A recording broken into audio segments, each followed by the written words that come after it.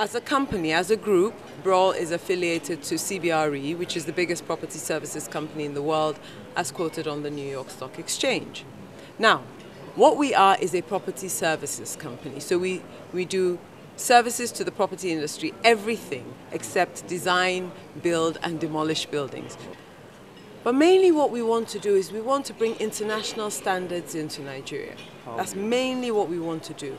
And it's not just international standards in terms of being the best property services. No, it's about making property affordable for Nigerians. Yes, we're 160 million people. But the truth is that 5% less, probably, live above a certain bracket. So what can we do? If we can bring affordable rental, affordable housing down and make it affordable, not because necessarily the rent is cheaper, but because the way the person has to pay is a little bit easier on their cash flow. So take, for example, you have a property that's, I don't know, say 12 million per annum. It is easier to perhaps find $1 million a month for 12 months than 12 million.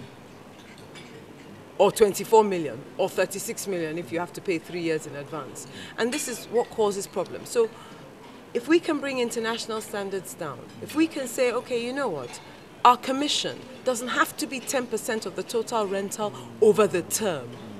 Pay a month's rental as commission.